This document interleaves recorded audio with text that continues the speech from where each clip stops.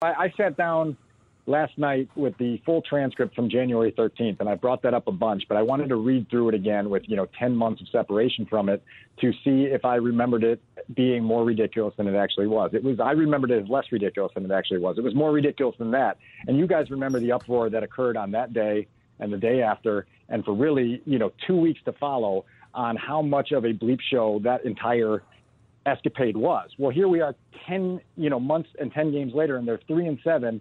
And is there anyone outside of the building at Hallis Hall that is saying, boy, never saw this possibility, right? Like everyone saw this possibility. And so here we are. We've arrived at what everyone was pretty sure was going to happen on January 13th when the people at the highest rungs of the organization told you everything was fine, we're collaborating, everything's going to get fixed, and yet they're 3-7, right? And in another 5-game losing streak and making absolutely boneheaded blunders, offensively, defensively, coaching, special teams in key points of games that prevent you from taking games that would stop all this, right? Just win a game, beat the 49ers in the final minutes, beat the Steelers in the final minutes, beat the Ravens in the final minutes, just win once, right? And then all of this calms down. They haven't been able to calm it down because they're a mess in every facet of the building.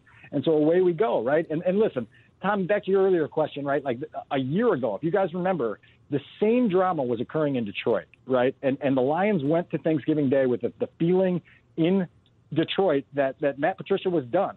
And then they put on a stinker at home on Thanksgiving Day against the Texans, lost 41-25. And by Saturday morning, Bob Quinn and Matt Patricia were out the door and the Lions were rebooting, right? Like, so this isn't unprecedented and it's not odd. And it's just what happens with wayward organizations that can't really figure things out.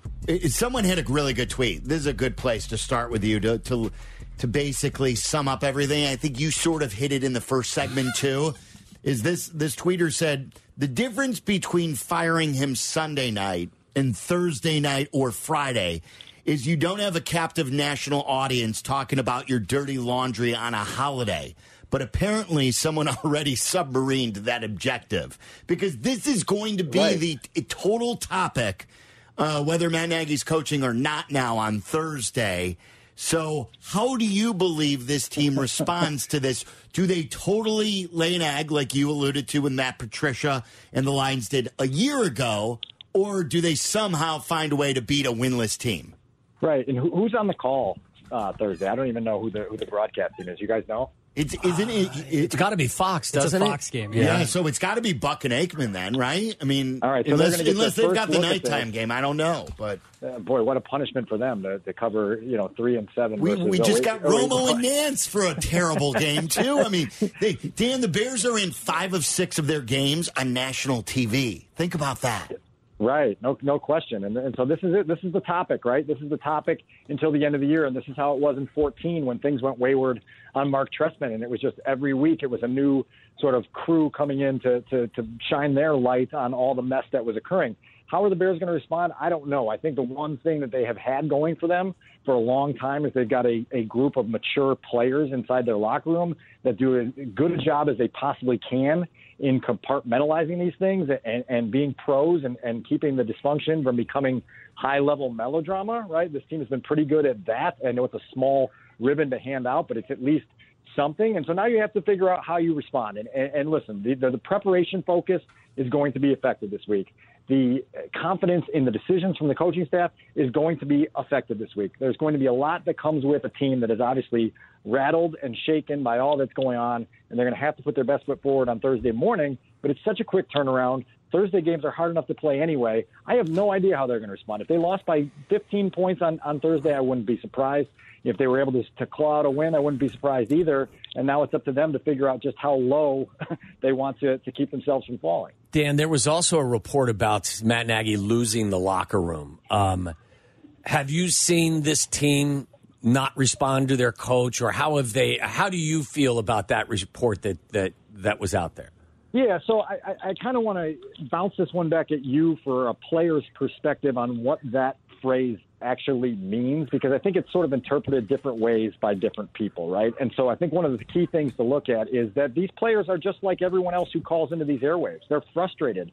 They're fed up of having the same errors and the same coaching blunders occur time after time after time that puts them again for the third consecutive year in a losing streak that is headed for, day 45, right, tomorrow. And so what do you do with all that? I think that, again, this team is very, loyal to one another. I think internally the players believe in each other and they try to put their focus there. But there's no question that when you do this much losing, look, they've lost 15 of their last 21 games, including the playoff game in New Orleans last year.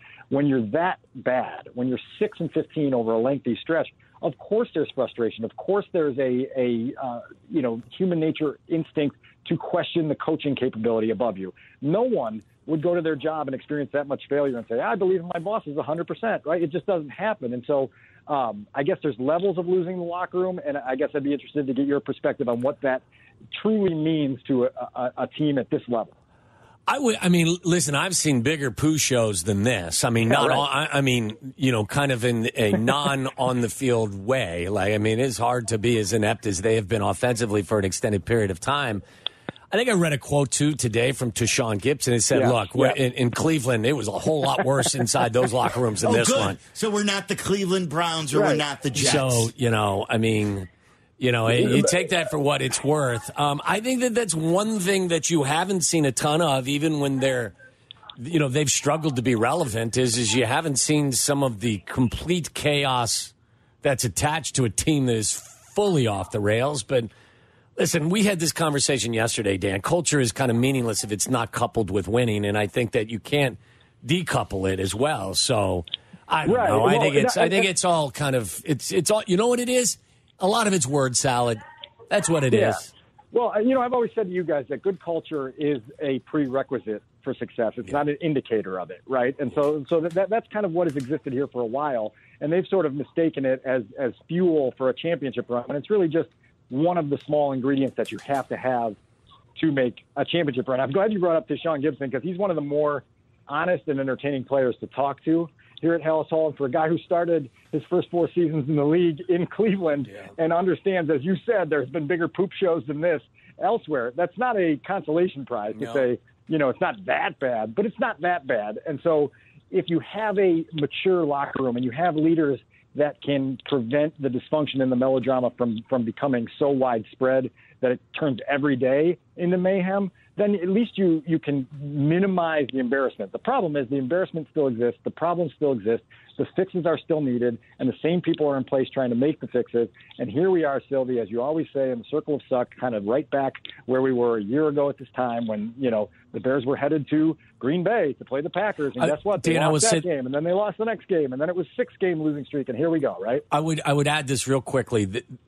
When the players see that the end is here, then it can go sideways. I don't think that they felt that the end was near last year. In fact, they played in a playoff game. So, I think when you finally come to terms with the fact that the end of this regime is here, that's when things can fray wildly. Well, not only just fray, but they can change priorities, right? Like, why is Allen Robinson on a bum hamstring under the franchise tag going to rush himself back to play for a team that's 3-7, right? If you're Allen, you're saying, my God, I'm trying to get a new contract, and I don't need to go into next year, with a hamstring that's blown up. And so maybe you say, oh, man, I don't know. He's still feeling a little tight. And your recovery timeline extends out 2 or 3 weeks. And now the offense is without its top receiver. And there, and so then these little things come into play where, how much longer does Jason Peters keep wanting to give his heart and soul for a team that's 3-7, At the point these decisions become factors in the quality of football that they play in the remaining. By the way, 7 games left, guys. January 9th is the day that the boat gets to shore. That's a long way off. It is. And the water's pretty rocky, and there's a hole in the front of the boat, and we're going to have to figure out a way to make it to shore. And obviously, they're going to have to do a much more demanding task of getting themselves there without drowning.